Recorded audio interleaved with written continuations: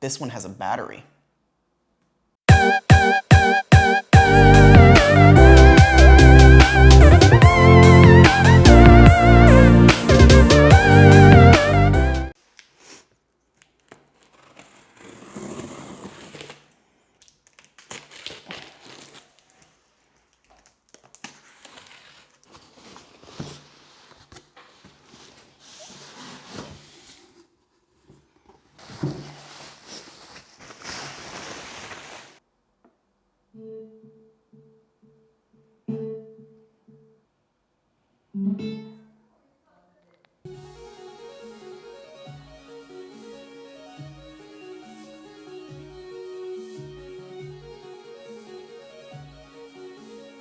All right, let's talk about this guy. This is the JBL Partybox 100. It is the lower end of the Partybox series. I believe the Partybox series has also a 200 and a 300 and a 310, I believe.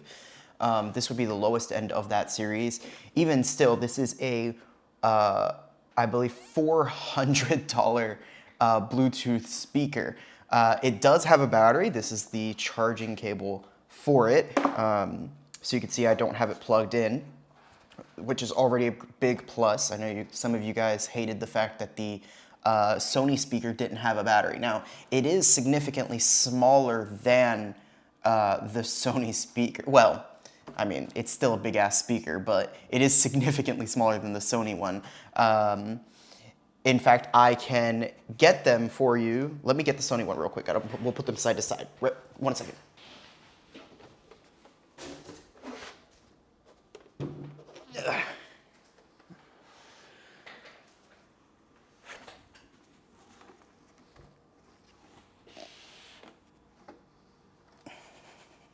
Okay.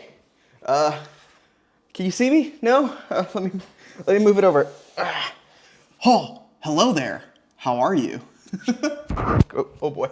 All right, so as you can see, when I have them side to side, the Sony speaker is a lot bigger.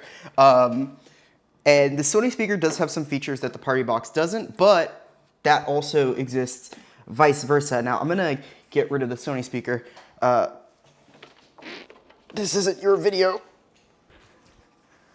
Whew.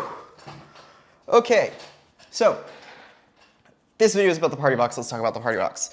The Partybox is pretty cool.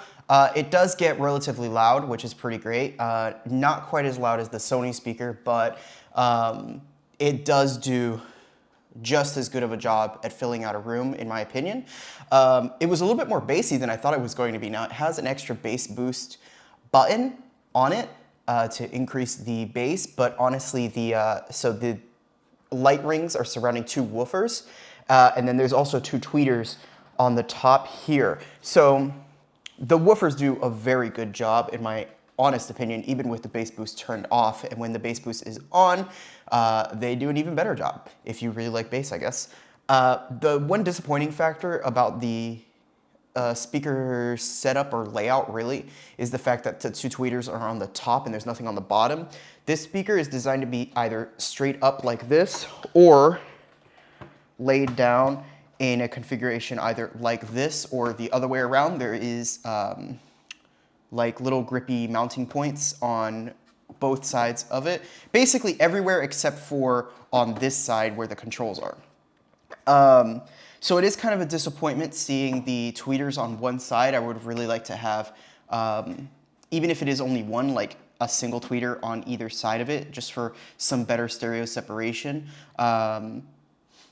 But it's not that huge of a deal, especially when you're really just using it for the loudness. Let's be real, you're not really getting speakers like these in order to get the highest quality listening experience. You just want something that you can carry around and fill out a room and still get a good listening experience. And I think it does a good job at being a good listening experience. Now, I tried it with a bunch of different types of music. You'll only hear one, but I did try it with some electronic music, some rap, some rock, and some pop music, and it does really well with all of it, to be honest. The electronic music was probably my favorite because the woofers do a really good job at the basses, so whenever it drops, you really feel it drop. Everything else was kind of good, but not as great. Now, I want to take a moment and talk about the build quality because it actually has some really, really solid build quality. Actually better than the Sony speaker does. For starters, the feel of it, the Sony speaker has a lot of empty space in it, which you would obviously want, and this does as well, but this feels less crickety. The Sony speaker, parts of it, when you put pressure on it, it creaked a lot, and this one doesn't feel as crickety. It feels more solid, which is a good feel. Like, that's the kind of feeling that you would want. And the other thing is the feel of the buttons. So at the top here, let's see if I can, there you go. At the top here, there are some buttons. There's a Bluetooth button, there's the bass boost button, you have your controls for volume and the play pause button, and also a lighting control. This particular speaker doesn't have a companion app, so the lighting control is actually just through that button, and it's more of a toggle. You're just flipping through different lighting modes. You're not really controlling any of them in particular, which is kind of disappointing. The Sony speaker actually had lighting control through the app, but it wasn't that great anyway, so it's not that big of a deal. These are the low end of the categories that they're in, so you do sort of expect to have some missing features there. Now, something cool that the Partybox has is the Partybox actually has 2 1/4-inch inputs. They are labeled microphone and guitar, which is really, really cool, which means that you can basically do a one-man band with just this speaker, which I think is really, really cool. Not needing an extra mixer or anything like that. It does have a aux in and out, so it does support daisy chaining, and then it does support I can't remember the name of the experience, the chaining that they do, but you can chain 2 party boxes together in order to create a stereo setup. So have like 2 bookshelf speakers and do a really cool stereo setup like you can with the Sony ones, which would be, this would make more sense at a party. So because it has the battery, you can just take it around and you don't have to worry about plugging it in. The Bluetooth experience on this is actually better than the one on the Sony as well. I had the issue with the Sony where I could not get it, once it was paired to my phone, getting it to pair to another device was actually very difficult. For some reason, like getting it back into pairing mode, it just didn't work correctly. The app made it work better, but you shouldn't need to rely on an app in order to get a proper pairing mode. That's not cool. This does a really good job of going into pairing mode. I was able to just hold the button and actually see visual feedback. The lights here on the front will actually go into a very specific loop during pairing mode, which I believe I can just show you. That's the light buttons.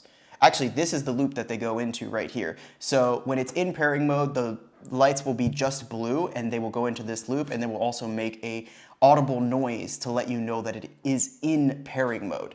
Where is the Bluetooth button? I was gonna show you, oh, here it is. So,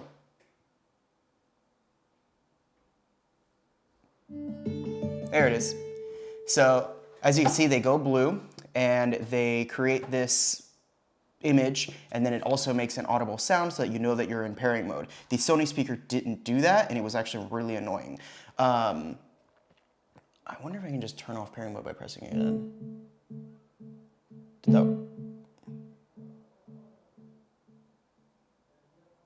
I don't think that worked.